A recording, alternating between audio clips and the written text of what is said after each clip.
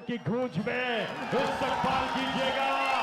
कश्मीर की आन है आप, कश्मीर की शान है आप, कश्मीर की जान है आप, इमरान खान है आप।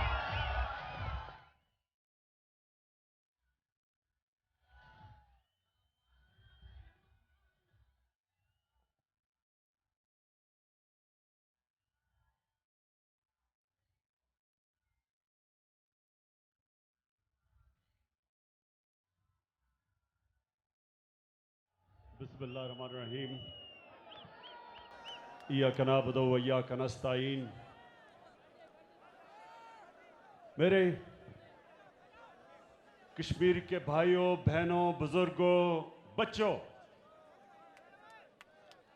सबसे पहले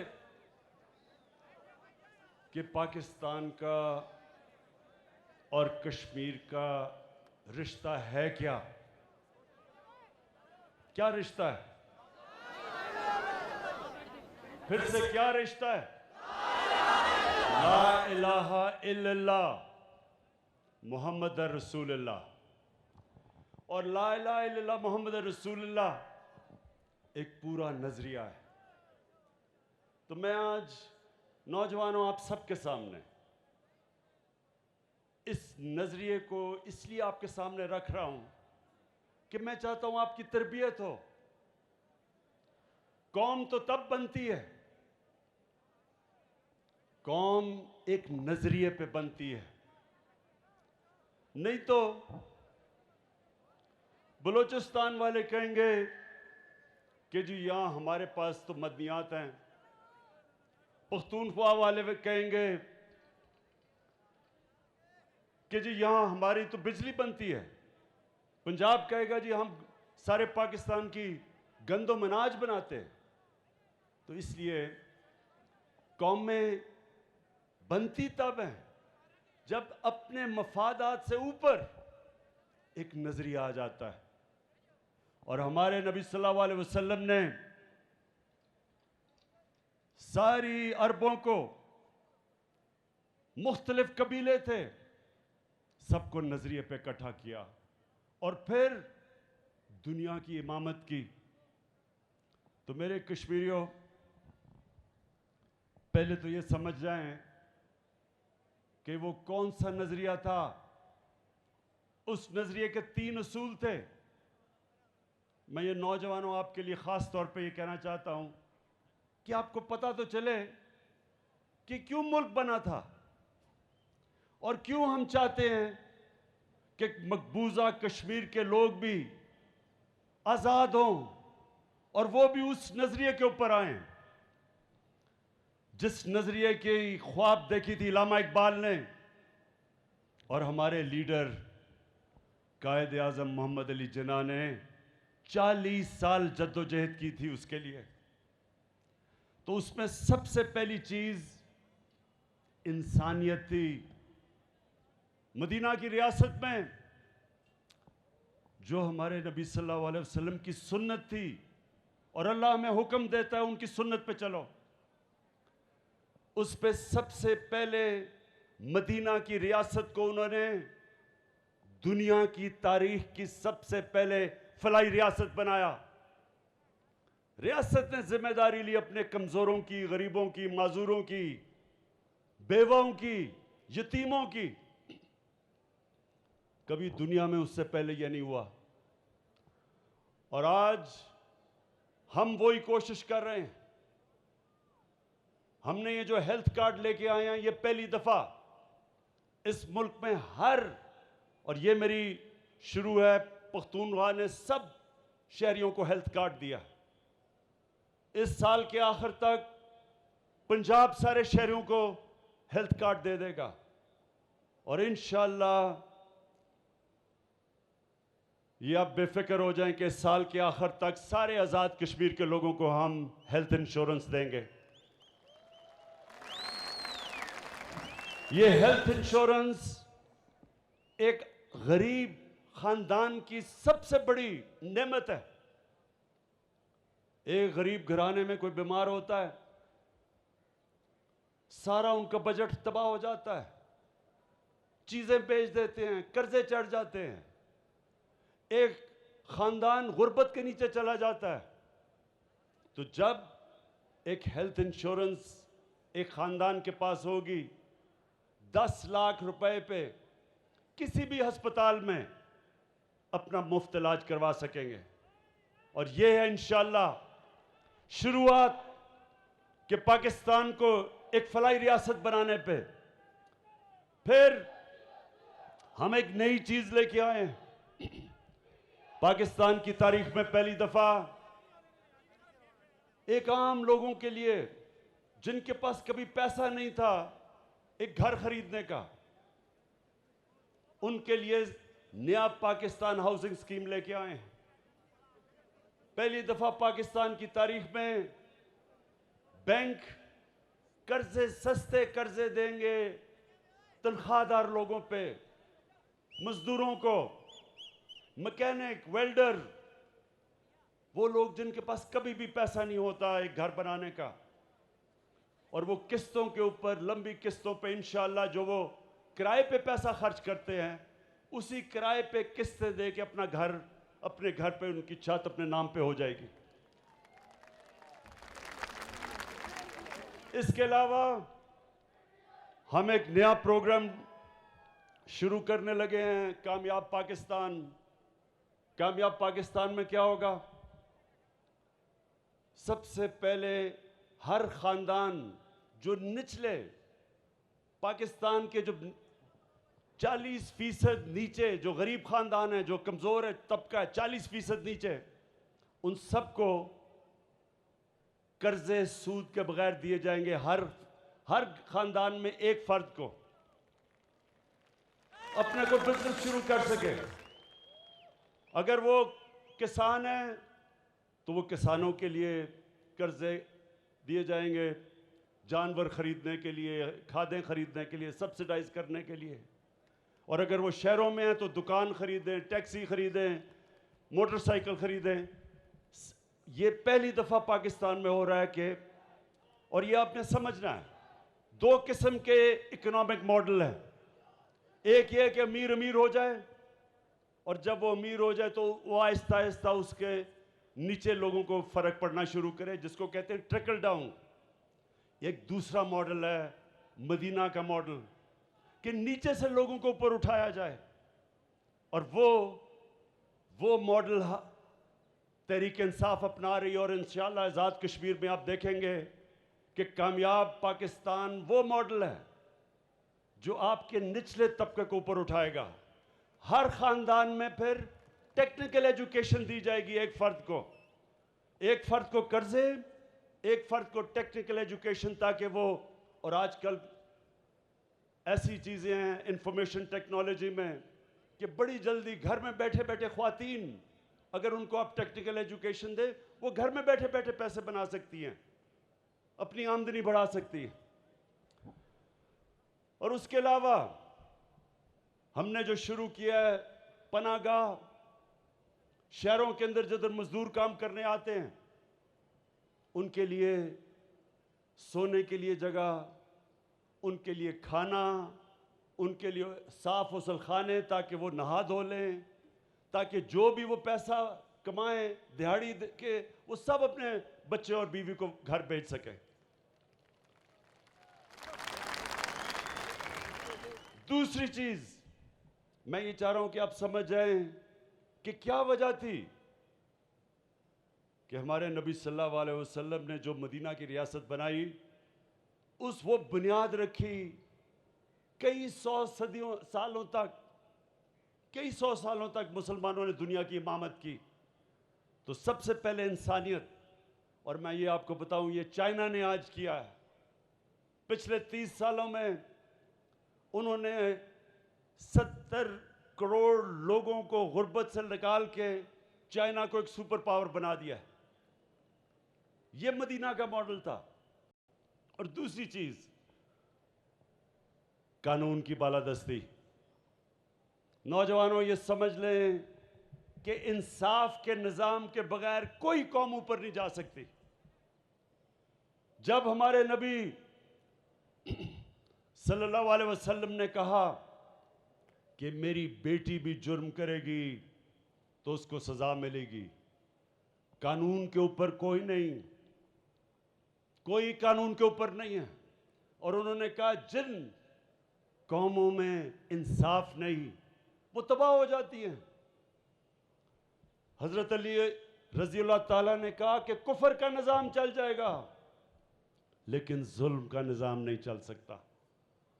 तो जब तक एक मुल्क में, एक कौम में इंसाफ नहीं होता वो कभी तरक्की नहीं कर सकती। तो ये जो आज आप तमाशा देख रहे हैं, सारे बड़े बड़े डाकू कभी कह रहे हैं आज हुकूमत गिराएंगे, कल गिराएंगे, ये सिर्फ एक चीज मांग रहे हैं। ये चाह रहे हैं कि इमरान खान इनको एनआरओ दे दे, इनके गुनाह माफ कर दे, इनके करप्शन माफ कर दे।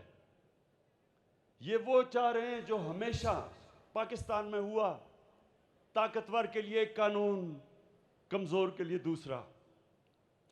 जो मुल्क, और आपके कश्मीर के लोग मुझे सारी दुनिया में मिलते हैं, खास तौर पर बरतानिया में, उनसे कभी पूछे कि क्या बरतानिया में वो कभी उन्होंने ऐसे देखा कि ताकतवर डाकू कहे एक ताकतवर पकड़ा जाए करप्शन करते हुए?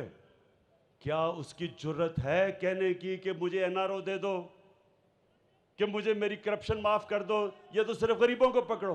क्या किसी की जुर्रत है वहां? कभी कभी किसी कामयाब खुशहाल मुल्क में किसी की मजाल नहीं होती कि वो कहे कि जी मेरे लिए एक कानून और सिर्फ गरीबों को जेलों में डालो। आज भी पाकिस्तान में आप जेलों में देखें तो सिर्फ गरीब लोग होते हैं। ताकतवर डाकुओं को भी हमारा इंसाफ का निजाम नहीं पकड़ सकता। कहीं किसी मुहज़्ज़ब माशरे में, कामयाब माशरे में, खुशहाल माशरे में ऐसा नहीं होता कि एक सुप्रीम कोर्ट एक आदमी को जेल में डाले और वो फिर ऐसी एक्टिंग करे कि बॉलीवुड के अंदर भी कोई ऐसी एक्टिंग ना कर सकता था। ऐसी मासूम बीमार शक्ल बना के और झूठे मेडिकल टेस्ट दे के और वो आज बरतानिया चला जाए, ये किसी मजहब माशरे में नहीं होता। तो असल में कश्मीर के लोगों, ये सुन लें मेरी बात, ये है असल पाकिस्तान की जंग। इस वक्त हम अपने मुल्क के मुस्तकबिल की जंग लड़ रहे हैं, जिहाद कर रहे हैं, अपने बच्चों के मुस्तकबिल की जिहाद लड़ रहे हैं। ताकतवर को कानून के नीचे हम लाने की कोशिश कर रहे हैं, जो आज तक ताकतवर कानून के ऊपर रहा है। जो मुल्क, जिस मुल्क के अंदर इंसाफ का निजाम है, कानून की बालादस्ती है, वो खुशहाल है। जिस मुल्क में नाइंसाफी है, कानून नहीं, ताकतवर के लिए कानून, कमजोर के लिए दूसरा, वहां गुर्बत है। जितने मर्जी वसाइल के बावजूद उस मुल्क में गुर्बत है। मुल्क कभी भी खुशहाल नहीं हो सकता जब तक उसमें कानून की हुक्मरानी, ताकत की हुक्मरानी नहीं, कानून की हुक्मरानी ना हो। और फिर आखिर में खुददारी, ला इलाहा इल्लल्लाह, अल्लाह के सिवा कोई, मैं किसी के सामने नहीं झुकूंगा। ये जब आप कलमा पढ़ते हैं तो सबसे पहले आप कहते हैं कि अल्लाह तेरे सिवा मैं किसी के सामने नहीं झुकूंगा। ला इलाहा इल्लल्लाह एक इंसान को गैरत देता है। ला इलाहा इल्लल्लाह एक छोटे इंसान को बड़ा इंसान बना देता है, एक कमजोर कौम को अजीम कौम बना देती है। क्या था वो मदीना की रियासत में? गरीब लोग थे, दोनों तरफ सुपर पावर्स थी। Roman empire, Persian empire, super power थी, गरीब लोग थे, लेकिन खुददार लोग थे, किसी के सामने झुकने वाले नहीं थे, कोई खौफ नहीं था। वो जानते थे कि अल्लाह के हाथ में जिंदगी और मौत है, इज्जत जिल्लत है, रिस्क है। आजाद इंसान थे। दुनिया की तारीख में इतनी तेज एक कौम उठ के आधी दुनिया पे नीचे आ गई, जो मदीना की रियासत के मॉडल में हुआ। और यही पाकिस्तान में हमने करना है। बदकिस्मती से अब तक हम लोगों के सामने हाथ फैलाते फिरे हैं, कभी किसी से एड तो कभी किसी से कर्जे। कभी हमने अपने पैर पे खड़ा होना नहीं कोशिश नहीं की। कोई मुल्क से बाहर सरबराह जाता है, सारे इंतजार कर रहे होते कि जी कितनी कर्जे लेके आएगा या कितनी इमदाद लेके आएगा। कोई मुल्क इस तरह हाथ फैला के अजीम कौम नहीं बन सकता। तो मेरे कश्मीरियों, ये इंशाल्लाह अब ये जो पाकिस्तान बनने जा रहा है, इंशाल्लाह ये किसी के सामने हाथ तो फैलाना दूर की बात है, ये लोगों को इंशाल्लाह गरीब मुल्कों को इमदाद दिया करेगा। कश्मीर के लोगों, मैं आज मकबूजा कश्मीर के जो अजीम लोग हैं उनको आज मैं ख़ास पैगाम देना चाहता हूं। सिर्फ पाकिस्तानी कौम ही नहीं आपकी तरफ देख रही, सिर्फ हम ही नहीं आपके ऊपर फख्र करते। जिस तरह आपने जुल्म के सामने आप खड़े हुए हैं, जिस तरह आपने खुददारी दिखाई, जिस तरह आपकी बुरहान वानी जैसे नौजवान जिन्होंने अपने जानों की कुर्बानियां दी हैं, सिर्फ पाकिस्तान में नहीं आपको अप्रिशिएट किया जा रहा, और आप पे सारी दुनिया देख रही है आपकी अजमत पे, आपकी दिलेरी पे, आपकी कुर्बानियों पे। सारी मुसलमान दुनिया आपकी तरफ देख रही है और आपके लिए दुआएं कर रही है कि अल्लाह इनको इसी तरह सब्र और ताकत दे, इसी तरह इनको जज्बा दे खड़ा होने का और जुल्म के सामने खड़ा होने का। कोई नहीं समझ रहा था कि जब नरेंद्र मोदी ने 5 अगस्त को कश्मीर के ऊपर जो जुल्म करना, मजीद जुल्म करना शुरू किया, पहले भी जुल्म था, कोई नहीं समझ रहा था कि कश्मीर के लोग वो बर्दाश्त कर जाएंगे। दुनिया समझ रही थी वो घुटने टेक देंगे, लेकिन कश्मीरियों का वो जज्बा और जो उनके अंदर ईमान है, वो नहीं समझते थे कि इस तरह का मजबूत पुख्ता ईमान वाले लोग हैं वो। तो हम आज सब आपको सलाम कर रहे हैं, कश्मीर के मकबूजा कश्मीर के लोगों।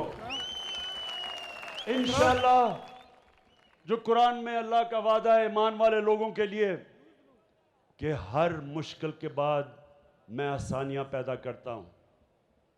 इंशाअल्लाह अच्छा वक्त आपके सामने आ रहा है। हम पाकिस्तान में आपके लिए दुआएं तो करते हैं, मैं आपको ये कहता हूं कि इंशाअल्लाह सारी दुनिया में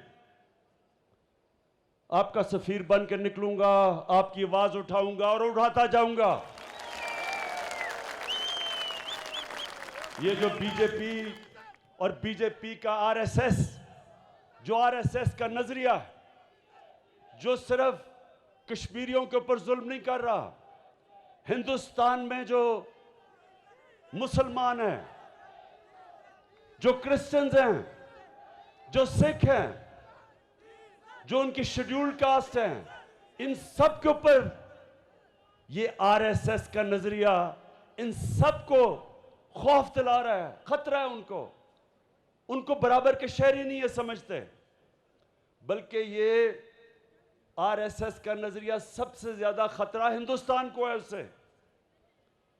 हम हर फोरम पे इनके लिए खड़े होंगे और मैं इंशाल्लाह हर फोरम पे इनकी आवाज़ बुलंद करूंगा।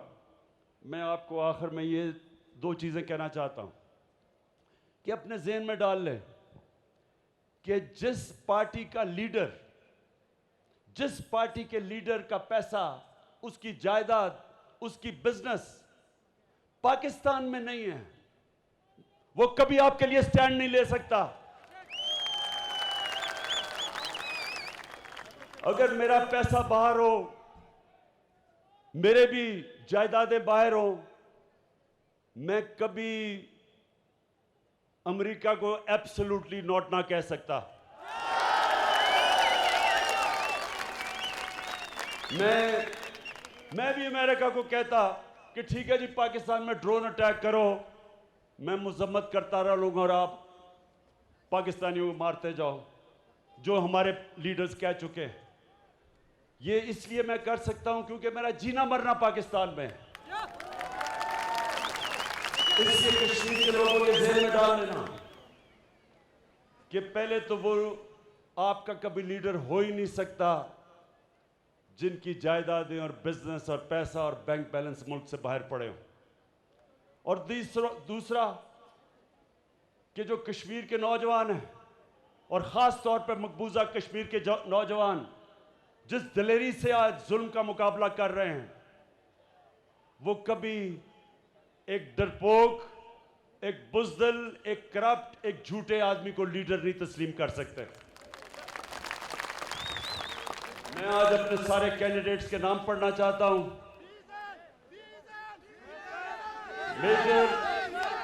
मेजर लतीफ खलीक, सरदार तनवीर इलियास, सरदार मीर अकबर, चौधरी अमीर नजीर, अब्दुल कयूम न्याजी। न्याजी हम कैसे आ गया, ये मैं बड़ा हैरान हूं। वैसे हम न्याजी सारी जगह फैल गए हैं।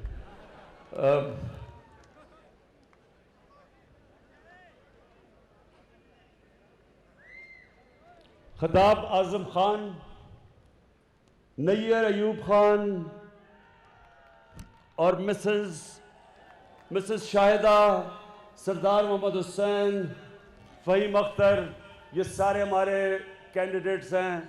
सारी पूंछ डिवीज़न में सब चाहता हूं कि आप इनकी भरपूर तरीके से हमायत करें और 25 तारीख को बल्ले में वोट डालें और इंशाल्लाह तब्दीली लेके आएँ। वज़ीर-ए-आज़म इमरान खान का बाग आज़ाद कश्मीर में जलसा-ए-आम से खिताब। वज़ीर-ए-आज़म ने अपने खिताब में कहा कि कौम एक नज़रिए से बनती है, कौमें तब बनती हैं जब मफादात से बालातर होकर काम किया जाए। वज़ीर-ए-आज़म इमरान खान की जानिब से अपने खिताब में कहा गया है कि पाकिस्तान की तारीख में पहली बार कम लागत मकानात की तामीर शुरू की गई। आज़ाद कश्मीर के हवाले से बात करते हुए उन्होंने कहा कि तहरीक इंसाफ की हुकूमत से मुताल्लिक भी उन्होंने बात कर कहा कि साल के आखिर तक पूरे आज़ाद कश्मीर को हेल्थ कार्ड्स फराहम किए जाएंगे और नया पाकिस्तान मनसूबे से मुताल्लिक भी वज़ीर-ए-आज़म इमरान खान की जानिब से बात की गई। और वज़ीर-ए-आज़म ने कहा कि कश्मीरियों का सफ़ीर बनकर आवाज़ बुलंद करता रहूँगा। वज़ीर-ए-आज़म इमरान खान बाग आज़ाद कश्मीर में मौजूद, जहाँ अब से कुछ देर पहले जलसा-ए-आम से खिताब कर रहे थे।